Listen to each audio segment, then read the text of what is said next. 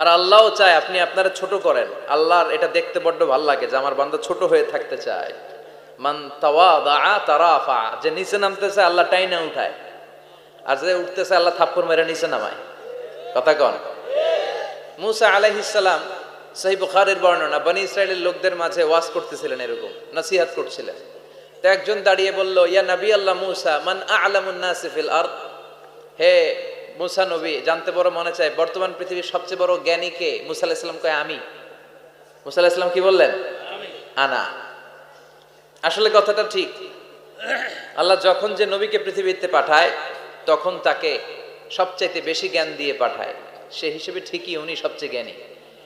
কিন্তু উনি এইভাবে নিজেকে সবচেয়ে বড় জ্ঞানী বলে দিবে, এটা আল্লাহর পছন্দ হয় নাই। আল্লাহ চেয়েছিলেন মুসা আলাইহিস সালাম যেন বলে আল্লাহু আ'লাম, আল্লাহই জ্ঞানী। সুবহানাল্লাহ কইবেন না? কিন্তু তা না করে উনি কি করলেন? যখন বলল সবচেয়ে বড় জ্ঞানী কে, উনি হুট করে কি বলে ফেললেন? আনা, আমি। আল্লাহ এটা পছন্দ করেনি। আল্লাহ ডেকে বললেন, মুসা ইউ আর অ্যাবসলিউটলি রং, তুমি ভুল করেছো, তুমি সবচেয়ে জ্ঞানী নও, তোমার চেয়ে বড় জ্ঞানী আছে। সুবহানাল্লাহ পড়েন।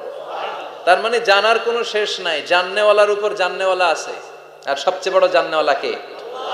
মুসা আলাইহিস সালাম রে আল্লাহ বললেন, মুসা তোমার চেয়ে বড় জ্ঞানী আছে, তার নাম হচ্ছে খদির। কি নাম? আরো জোরে বলেন, কি নাম? খদির। উনি কোন জায়গায় বসলে ওখানে ঘাস লতা পাতা যদি শুকনো থাকতো, ওনার বরকতে ওগুলো সবুজ হয়ে যেত, এজন্য ওনার নাম খদির। কিন্তু আমরা বলি খিজির। আমরা কি বলি? খিজির। আল্লাহ বললেন, ইযহাব ইলা মাজমাইল বাহরাইন, দুই সাগরের মিলন কেন্দ্র, ওখানে যাও। ওখানে যে এমন এক বান্দার সন্ধান পাবা, সে তোমার চেয়েও জ্ঞানী। সুবহানাল্লাহ পড়ে। তাহলে আমি সবচেয়ে বড় জ্ঞানী, আমি আল্লামা, এটা বলতে পারে শয়তান। চিল্লা এখন ঠিক কিনা? এজন্য আমরা যেন নিজেকে নিজে সবসময় ছোট করে উপস্থাপন করি, তাহলে আল্লাহর দরবারে আপনি বড় হয়ে যাবেন। কথা বুঝতে পেরেছেন? আল্লাহ আমাদের সবাইকে কথাগুলো বুঝার ও আমল করার তৌফিক দান করুক। আমরা পড়ি আমিন। কি হয়েছে ওইখানে? মানুষ জায়গা হয় না? আচ্ছা জি, ভলান্টিয়ার্স যারা আছেন তারা ওই যে কাপড়গুলো খুলে দেন। খুলেই তো দিছে, তারপরেও জায়গা হচ্ছে না। কি আর করবেন? একটু কষ্ট করে শুনতে হবে। কষ্ট আছে যেখানে, সওয়াব আছে সেখানে। দাঁড়ায় শুনলে বেশি সওয়াব, তো ওনাদেরকে বেশি সওয়াব থেকে বঞ্চিত করবেন কেন? সওয়াব নেই ওনারা, আপনারা সওয়াব নেন, সওয়াব পাবেন ইনশাআল্লাহ। কষ্ট হচ্ছে না তো? এই মাহফিলে একবারে বসে যেতে হয়, টানা হিচড়া আমি করি না। টানা হিচড়া করলে ক্যামেরাওয়ালারা উল্টায় পড়বে, এই ক্যামেরাম্যানরা, তারপর একটা বিশৃঙ্খলা সৃষ্টি হবে। এজন্য টানা হিচড়ার দরকার নেই, যে যেখানে আছেন থাকেন। আবহাওয়াটা খুব সুন্দর আবহাওয়া, গরমও না ঠান্ডাও না। কি বলেন? আলহামদুলিল্লাহ পড়ি। কোনো আওয়াজ হবে না আশেপাশে, এই যে আপনি লাগবে না, থাকেন ওইভাবেই থাকেন। যে যেখানে আছি ওইভাবে থাকি, কোনো আওয়াজ হবে না। আমার সময় খুব কম, একটু পরেই আমাদের প্রধান মুফাসসির চলে আসবে। উনি আসার আগ পর্যন্ত কিছু কথা আমরা শোনার চেষ্টা করি, শিখার চেষ্টা করি। আমরা শিখতে এসেছি, শিখতেই হবে, আপনাকে পড়তেই হবে। কোরআনের প্রথম কথা হচ্ছে পড়ো আর নিজের জীবন গড়ো। ঠিক কি না? পড়তেই হবে আপনাকে, না পড়ে উপায় নাই। যখন যে অবস্থায় থাকবেন পড়বেন। জীবনে আমি আমার একটা কিছু মটো আছে, লক্ষ্য, এটাকে খেয়াল করে আমি চলি। বিষয়টা হচ্ছে এরকম যে আমি কখনো হারি না, আমি হয় জিতি নয় শিখি, এরকম একটা অ্যাটিটিউড রাখবেন যে শিখতে আমাকে হবেই, কিন্তু হেরে যাব না আমরা। চিল্লায় বলেন ঠিক কিনা? এবং শিখাটাই আপনাকে মুক্তি দিতে পারে। এজন্যই কোরআনের প্রথম কথা আল্লাহ শিখার ব্যাপারে উদ্বুদ্ধ করেছেন। আল্লাহ বলেছেন, ইকরা বিসমি রাব্বিকাল্লাযী খালাক, read in the name of your lord who has created, পড়ো তোমার প্রভুর নামে যিনি তোমায় শিখিয়েছেন। এজন্য পড়তে হবে, জানতে হবে। আসেন আমরা সরাসরি মহাবিশ্বয় মহাগ্রন্থ আল কোরআন থেকে শুনি। উদ্দেশ্য হচ্ছে যে আমরা নিজেদেরকে আলোকিত করব, উই এনলাইটেন আওয়ারসেলফ, ভিতরটাকে আলোকিত করব, আলোকিত মানুষ হব, সাদা মনের মানুষ হব, আল্লাহওয়ালা হব ইনশাআল্লাহ। পড়েন। উদ্দেশ্য যদি ভালো হয়, সওয়াব কামিয়ে আপনি শেষ করতে পারবেন না। আর উদ্দেশ্যে যদি ভেজাল থাকে, কোনো লাভ নাই। হাবা মানসুরা, সব শেষ। এগুলারে উঠাইলে, মিজানের পাল্লায় উঠালে কোনো ধরনের ওজন হবে না। আজকের এই তাফসির মাহফিলে আমরা এসেছি শিখার জন্য আর একজনকে খুশি করার জন্য। তিনি কে? আল্লাহ তুমি কবুল করো। আমি আপনাদের খেদমতে সূরাতু আদ-দুহা তেলাওয়াত করেছি। এই সূরাটা মুখস্থ আছে না অনেকের? কমন একটা সূরা, প্রায় আমরা সালাতে পড়ি, মক্তবেই তো এগুলো শিখে ফেলছি, ঠিক কি না? তো এই যে সূরাটা খুব বেশি পড়া হয়, খুব বেশি শোনা হয়, আসলে এই সূরায় আল্লাহ কি শিক্ষা কর্মসূচি আমাদেরকে দিলেন জানার দরকার আছে না নাই? আসেন আজকের এই চমৎকার রজনীতে আমরা সূরাতুদ দুহার আলোকে কিছু কথা শুনি। এটা কোরআনের 30তম পারায় অবস্থিত একটা সূরা। কততম পারা? এটা মাক্কি সূরা। একটু আওয়াজ করে বলবেন, কি সূরা? মাক্কি সূরা। এই সূরার আয়াত সংখ্যা 11টি। কয়টি? 11টি। এটা কোরআনের একটা মোটিভেশনাল সূরা। কি সূরা? মোটিভেশনাল। আমরা প্রায় এই শব্দটা শুনি না, মোটিভেশন, মোটিভেশন, মোটিভেশন। এই ছেলে কি তোমাদের কি হয়েছে?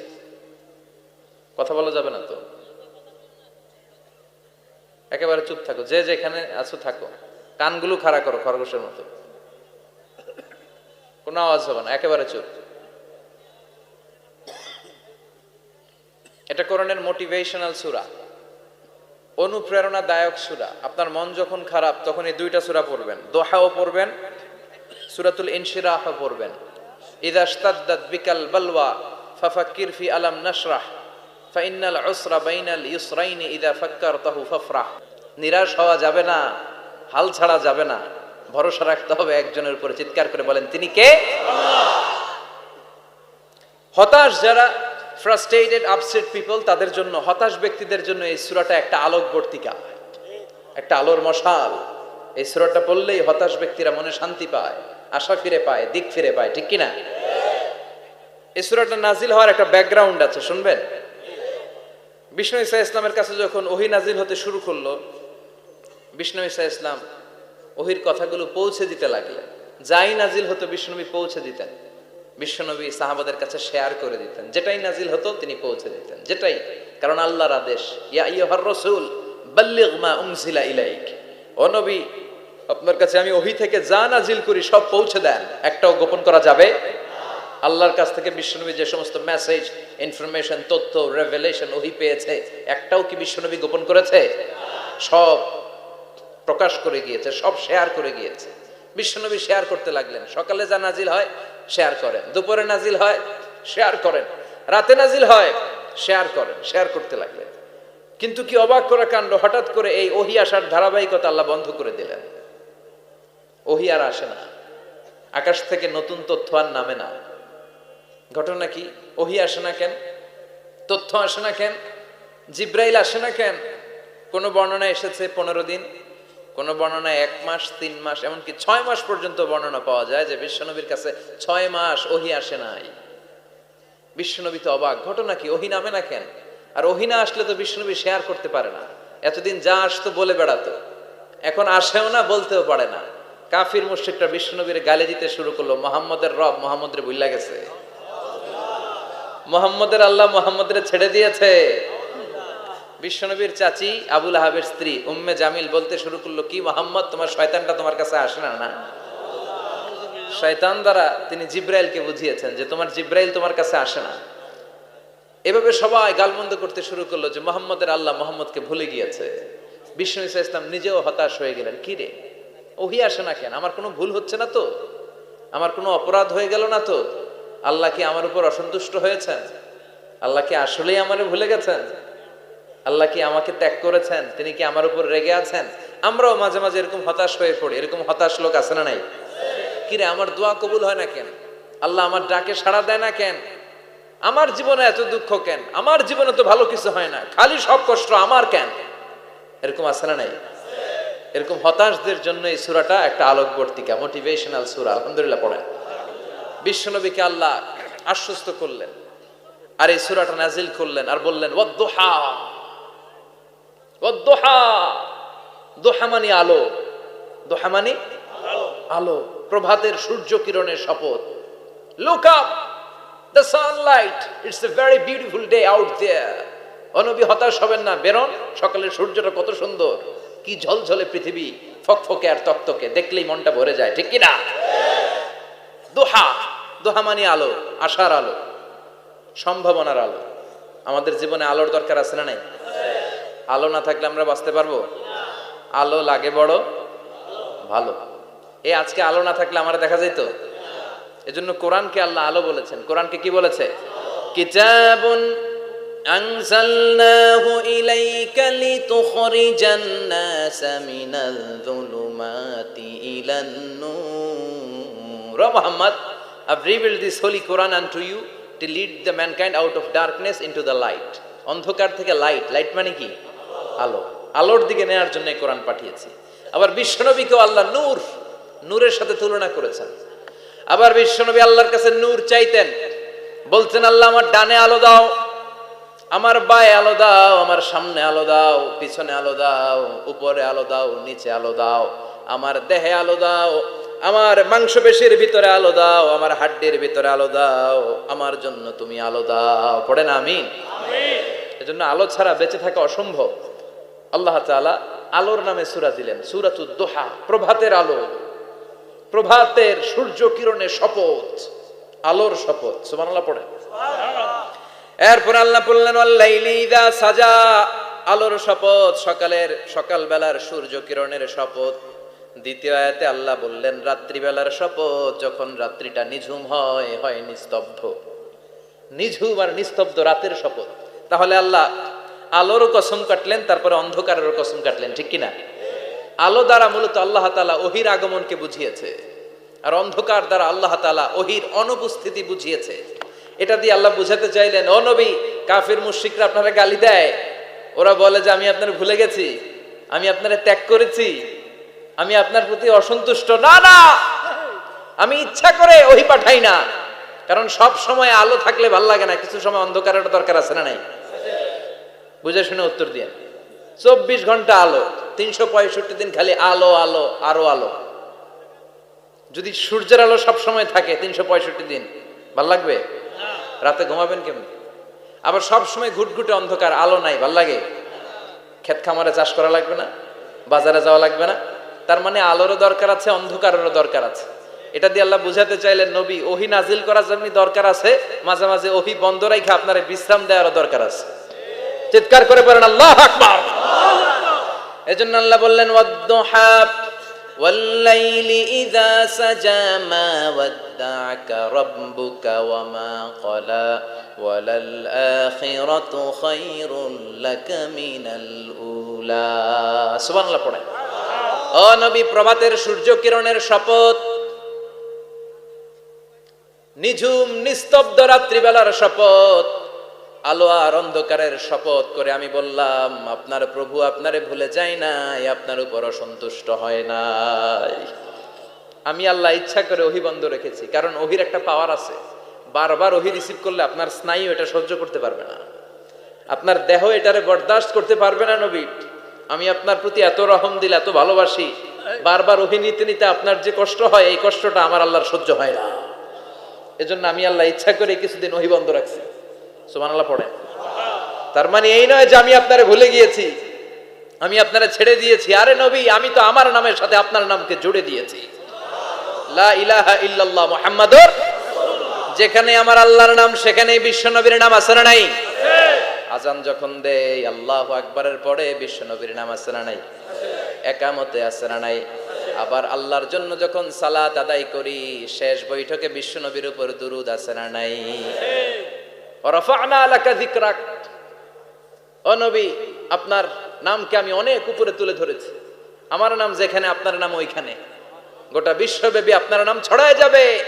ওরা আপনারে গালি দেয় কবি বলে, ওরা গালি দেয় গণক বলে, ওরা বলে আপনি আফতার, লেস কাটা। আসলে যারা আপনারে গালি দেয় ওরাই লেস কাটা। ওরা আপনারে বলে আপনি নির্বংশ, আপনার ছেলেগুলো বেঁচে নাই, মেয়ে বেঁচে আছে, আপনার নাম নেয়ার কেউ থাকবে না। ওই আবু জাহেল, উতবা, সাইবা, ওদের নাম নেয়ার কেউ থাকবে না। আপনি লেসকাটা নন, আপনি নির্বংশ নন। ইন্না শানিয়াকা, চিল্লায় বলেন ইন্না শানিয়াকা। যারা আপনারা গালি দেয়, যারা আপনারা নিয়ে কটু কথা বলে, ওরাই লেসকাটা, ওরাই নির্বংশ। ওদের বংশকে আমি আল্লাহই নির্বংশ করে ছাড়ি। চিল্লায় বলেন ঠিক কিনা? ও নবী, মা ওয়াদ্দাআকা রাব্বুকা ওয়া মা ক্বালা, আপনার রব আপনারে পরিত্যাগ করে নাই, আপনারে ভুলে যায় নাই, আপনারে ছেড়ে দেয় নাই। আপনার রব ইচ্ছা করেই ওহী নাজিল বন্ধ করে রেখেছে। আমি ইচ্ছা করেই আপনারে প্রেসার দিতে চাই নাই গো নবী, কারণ ওহী রিসিভ করা অনেক কঠিন। এটা আস্তে আস্তে আপনি অভ্যস্ত হবেন। সুবহানাল্লাহ পড়ে। ওহীর একটা পাওয়ার আছে না নাই? আমরা তো কি মজায় মজায় কোরআন পাইছি। এই যে কি সুন্দর কোরআন নিয়ে বসি, পড়ি, তাফসীর করি, কি মজার কোরআন। আহা, এই কোরআনটা রিসিভ করতে যে বিশ্বনবীর কত কষ্ট হয়েছে। এই কোরআনকে আল্লাহ বলেছেন এটা কাউলান সাকিলা, very heavy and weighty word, এটা অনেক ওজনওয়ালা কথা। ইন্না সানুলকি আলাইকা কাউলান, এটার অনেক ওজন। এই কোরআনটা যদি পাহাড়ের উপরে নাজিল করা হতো, পাহাড়গুলো দুমড়ে মুচড়ে ভেঙে টুকরো টুকরো হয়ে খান খান হয়ে যেত, ঠিক কি না? এত কঠিন বানিয়ে এটা। ও নবী, আমি আলোর সাথে ওহীর মিল ঘটিয়েছি, আলো দিয়ে ওহীকে বুঝিয়েছি। সূর্যের যেমনি কিরণ আছে, তেজ আছে, এই ওহীরও একটা তেজ আছে। এই তেজ, এই কিরণ আপনি সব সময় সহ্য করতে পারবেন না। এজন্য আমি ইচ্ছা করে কিছুদিন ওহী নাজিল করা বন্ধ করে রেখেছি। সুবহানাল্লাহ পড়েন। ইচ্ছে করে আমি নাজিল করি নাই। সব সময় নাজিল হলে আপনার ভাল লাগতো না। বুখারীর বর্ণনা, মা আয়েশা বলতেন, শীতের রাতে, কনকনে মাঘ মাসের শীতের রাতে যখন বিশ্বনবীর উপর কোরআনের আয়াত নাজিল হতো, বিশ্বনবী ঘেমে ঘেমে একাকার হয়ে যেতেন। হাত্তা লা ইয়াতাফাসসাদু জাবিনুহু আরাকান, বিশ্বনবীর দাড়ি আর থুতনি বেয়ে ঝরঝর করে পানি পড়তো। আমরা কম্বল গায়ে দিয়ে থাকি আর বিশ্বনবী ঘামে। সুবহানাল্লাহ কইবেন না? এটা কওলান সাকিলা, অনেক ওজনওয়ালা কথা। আবার বিশ্বনবী যখন ওটের উপরে বসে থাকা অবস্থায় কোরআনের আয়াত নাজিল হতো, ওটের বুকটা মুহূর্তের মধ্যে বালুর মধ্যে, জমিনের মধ্যে লেগে যেত। ঘোড়ায় চড়া অবস্থায় বিশ্বনবীর কাছে যখন কোরআন নাজিল হতো, ঘোড়ার পা গুলো মরুভূমির বালুতে দেবে যেত। মাঝে মাঝে বিশ্বনবী সাহাবাদের রানের উপরে, পায়ের উপরে মাথা দিয়ে শুয়ে পড়তেন, ক্লান্ত শ্রান্ত। যায়েদ বিন হারেসা, বিশ্বনবীর পালক পুত্র, তার পায়ের উপরে মাথা রেখে বিশ্বনবী একবার কথা বলতে বলতে ঘুমিয়ে পড়লেন। ঘন্টাখানিক ঘুমালেন। যায়েদ বিন হারেসা বলে, আমার কাছে তেমন কোনো কষ্টই হচ্ছে না, বিশ্বনবীর মাথাটা খুব বেশি ওজন মনে হচ্ছে না। ঘন্টাখানিক পর বিশ্বনবী চোখ খুললেন, আর খোলা মাত্রই ওনার উপর ওহী কোরআনের আয়াত নাজিল করতে শুরু করলো। কে? যায়েদ বিন হারেসা বলে, যখনই কোরআনের আয়াত নাজিল হতে শুরু করলো, আমার মনে হচ্ছে বিশ্বনবীর মাথাটা 50-60 কেজি ওজন বেড়ে গিয়েছে। বিশ্বনবীর মাথার ওজনে আমার পায়ের রান ফেটে যাবে, আমার পায়ের হাড্ডি ফেটে যাবে, আমার পাটা ভেঙে খান খান হয়ে যাবে মনে হচ্ছিল। তার মানে কোরআনের আয়াত যখন নাজিল হয়, বিশ্বনবীর উপর একটা প্রেসার আছে না নাই? এজন্য আল্লাহ বললেন, নবী আমি আপনার ভুলে যাই নাই। কাফেররা যেমনি আপনারে গালি দেয় যে আমি আপনারে ভুলে গিয়েছি, আপনার উপর আমি অসন্তুষ্ট, নেভার, অসম্ভব। আমি আপনার উপর কখনো অসন্তুষ্ট নই, বরং আমি ইচ্ছা করি আপনার উপর থেকে প্রেসার কমিয়ে দেওয়ার জন্য কয়েকদিন ইচ্ছা করে আপনারে ছুটিতে রাখছি। সুবহানাল্লাহ পড়েন, যাতে করে আবার এনার্জি গায়ে নেওয়ার পরে নতুন করে কোরআনের আয়াত রিসিভ করার জন্য আপনি সক্ষম হন। চিল্লায় পড়তে হবে আল্লাহু আকবার। এজন্য আল্লাহ বললেন, ওয়াদ-দুহা ওয়াল-লাইলি ইযা সাজা মা ওয়াদ্দা'আকা রাব্বুকা ওয়া মা ক্বালা ওয়ালাল আখিরাতু খায়রুল লাকা মিনাল উলা। এরপর আল্লাহ বললেন, নবী ওয়ালাল আখিরাতু খায়রুল লাকা